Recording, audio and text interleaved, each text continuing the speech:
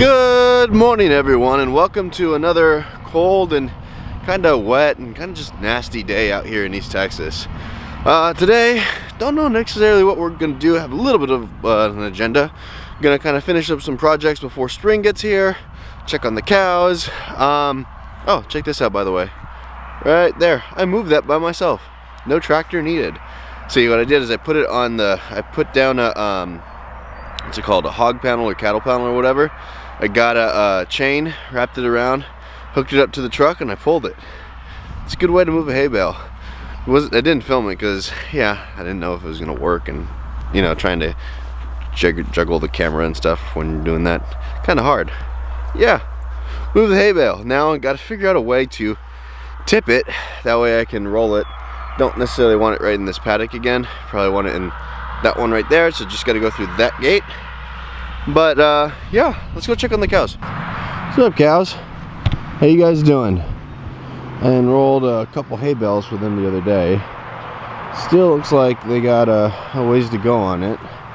Let's go take a look around. Look at all this manure though, which is great. This place is gonna pop back up in the springtime. Hey, why you got a cough?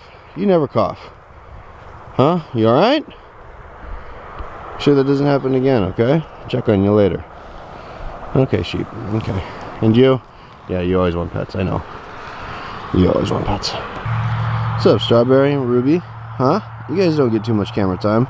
You guys are always the ones a little bit more shy from me, but you guys have been getting better lately. I want to show you guys something. So, hay bales out here. They still have probably enough hay for another day, but I found something kind of encouraging.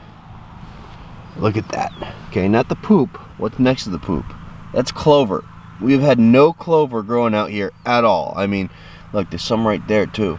They're starting to come up. Look, look, look, look. Wow. It's a whole little tiny little patch here. That's the one thing that our pasture's really been missing is the clover. It's starting to come. There was zero on this side of the farm. There was some over in the front pasture. Quite a bit actually in the front pasture, but just not anywhere else. Look, Ellie's coming over here to check it out as well. Hey, what's up, Ellie? You a good girl? Yeah, you're a good girl. She follows me around, her and Yoli, like a dog. Like, hey, you're out here, you better pet us. They want the scratches, right? Right here. If you want to pet a longhorn, do it right here, not right here. They'll come, they'll think that, you know, you're trying to fight them, and they'll kind of push forward. And then just keep them in front of you and you don't get gored. Huh, good girl.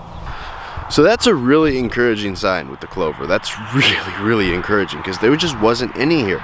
There was zero here all of last year. Over the last year that we've been here, zero in this field. And as you can see, it's a pretty big field. This is about 16 acres of our property, a little over half of it, and there was no clover out here.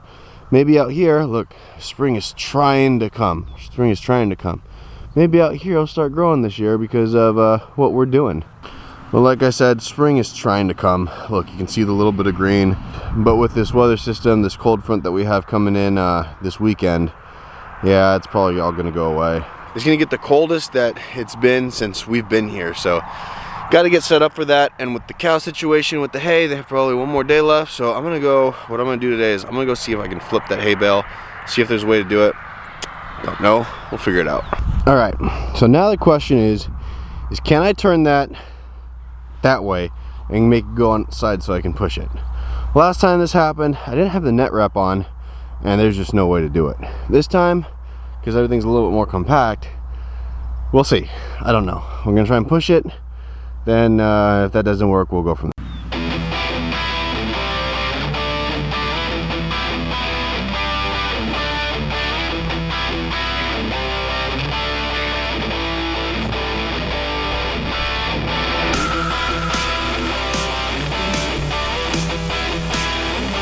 Nope.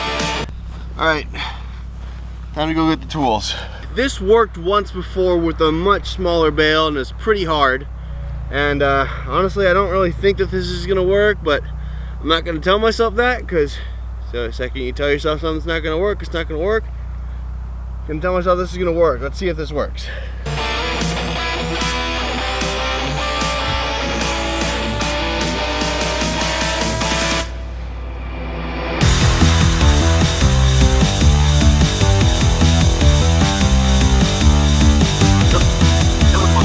All right, went and got Clifford.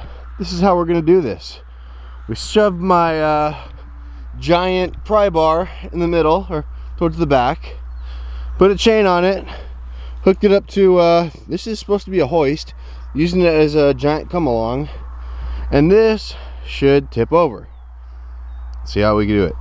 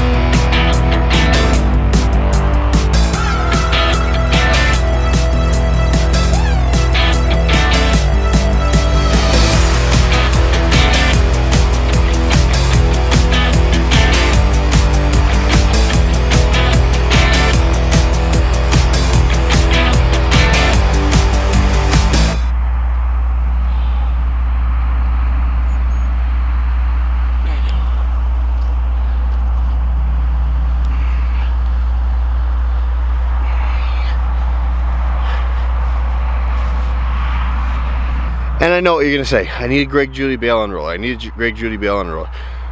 Next year. 20 hours round trip. Don't have time to do it. Not worth it to me this year when I figured out a method. So yeah, hay bales, I can move them now. Figured it out. Don't necessarily want to do that with the truck because driving on the pasture, but that works for me. Might not be the prettiest thing in the world, but you know what? I don't think that meets OSHA standards right there, but you know what?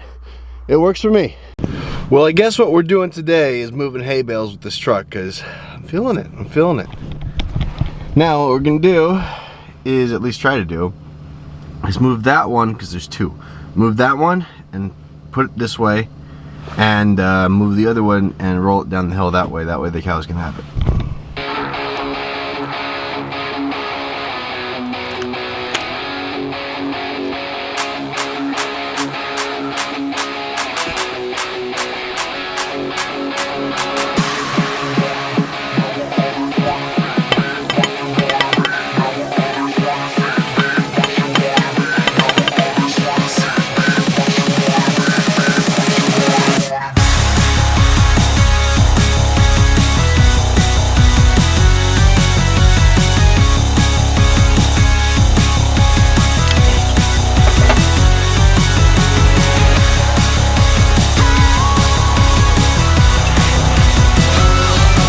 Do you guys remember this thing? It's my DIY pond cleaner. Well, multi-use. We're gonna put this on this, flip it on it. So we're gonna put this down, flip the hay bale on it, hook up the chain to this, when we turn the truck around, and then pull it.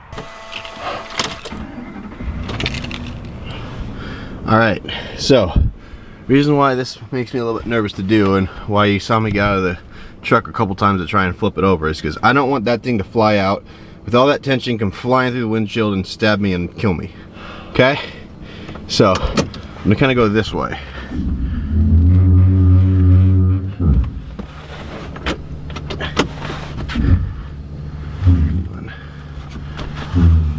Let's see. See, here it comes. Here it comes. Easy. Easy. Easy. Ta-da! Check it out. Okay. Now what I'm going to do is I'm going to back the truck up and hook this directly onto the cattle panel. And then we're going to drag the sucker. And hopefully, ideally, we can get it out to like right over there where that tree is. And I can push it down the hill for the cows when they need it. Alright, well, let's see if this works twice in a row. Hopefully it does. Let's do it. Let's see. Put it in gear. In like that. And let's see. Can you guys see that? Look at that. Can you guys see that? It's moving. It's coming along. It's moving along. Look, look, look, look, look, look. Here we go. I don't know. Okay, I gotta drive. Regrets. I've had a few, but then again, too few to mention. I did what I had to do. I saw it through without exemption. I planned each charted course, each careful step along the byway, and more, much more than this. I did it my way. That's it, we got it. A couple little adjustments. Had to shove a piece of steel down here and tie the chain to it that way. But it works. Look at that, we got one hay bale out. We got two hay bales out, all the way down there. And then what we're gonna do is we're gonna do one more today. And we're gonna take one of the hay bales and put it into this permanent paddock over here because it's close to the house. And then what that'll do is when it gets like, you know, 16 degrees like it's supposed to be, we're gonna keep the cows there because I can run a hose from the house water to this paddock here, because it's supposed to get down to 16 degrees and our water line is above the ground, and the high for that day, I mean, you know, it changes, fluctuates. Right now we're looking at 34. That's not a good combination. That's not a good combination at all. So I also have a bathtub, you know, our bathtub that's in our barn that came with the house that the previous people used as a water trough. So I can fill up all their waters plus that one, and that should last them 2-3 days just in case I can't get them water because it's frozen. So that's the plan. Hopefully it works. Worst comes to absolute worst. Our lane, I can set up an outlet to where it can get to our pond way back there. I don't think it should. It's only going to freeze for like 2 days, get down to that low. Once it hits like 39, it should be okay. That's the next day.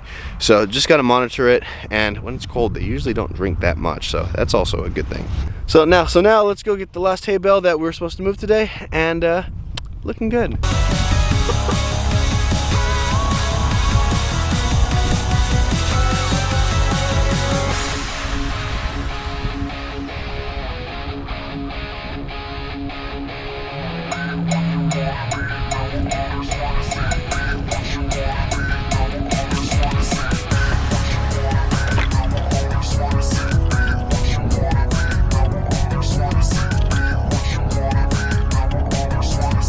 All right, let's see if we can do this again. We got a little bit of a tree in the way. Don't like that tree anyways. Got big thorns on it. It's the tree that like you use. I was told like it'll make your gums numb. But anyways, let's see if we have enough room to do this. Reverse and let's go. Think so. Come on. Easy. Easy. There goes the tree. That's not a bad thing. Can we pull it? Can we just pull it?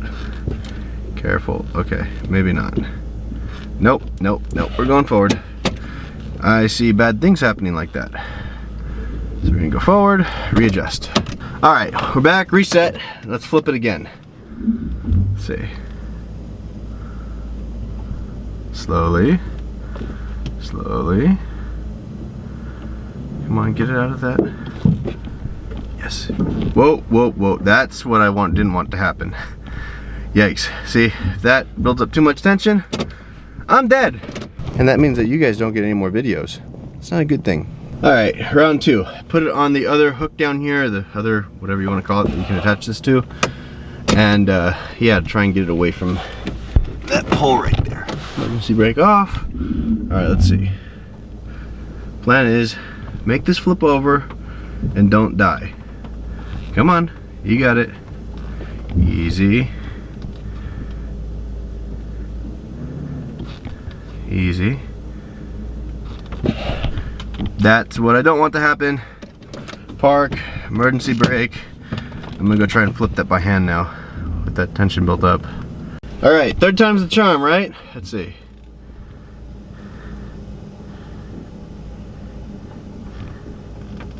Okay. There we go, come on. Don't die, don't die.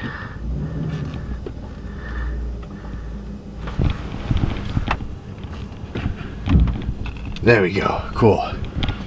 Didn't die, did it. Might have to, hopefully I don't have to flip it again. Hopefully I can push it this way and then roll it out.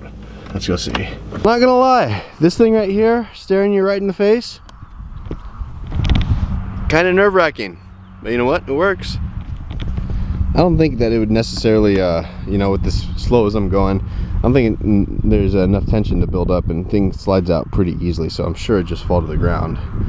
But yeah, we did it. Now let's see if I can push this. If I can push this just even this way a little bit, and then I can start pushing it down that way, should be okay. Don't know if I'm gonna be able to get the traction with this tree here. I might have to go get the chainsaw and cut this thing down finally, because yeah, I don't like this thing. It's just thorny, and you know, it's grown up inside the gate there. So let's see.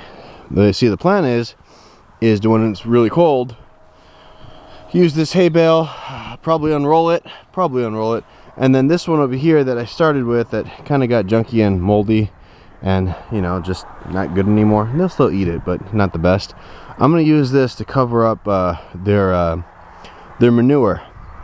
That way they're not eating next to it. Kind of like Joel Salatin style hay shed, to where, you know, just it's covered up with you know, the manure is covered up with carbon. Kind of like it, sort of like it, my version of it before there's an actual hay shed here. So yeah, that's what this little what, maybe quarter bale is for. So that worked out pretty good. I could probably just flip it again just like I did, but I might just stop for today, because yeah, that's, like I said, having this big giant crowbar staring you right in the face, kind of nerve-wracking. Not too bad though, it worked. This tree's got to come out eventually though, because look at this thing. That thing's mean. That thing is mean. Look at that, look at that. Got this hay bale in position. Again, I'll keep my $50,000. I don't want no brand new tractor, and I'll keep me from getting a headache from getting a used one. Look at that. Look at that right there. My truck, Clifford here. Good job, boy. And some pretty good thinking. That worked. That's 3 hay bales in position. So, and that should last them a little over a week, till I have to come out here and figure it out all over again. Might just call my neighbor, actually. They offered the other day to come over and help me, because they saw me kind of struggling, you know, figuring out how to move it with the truck.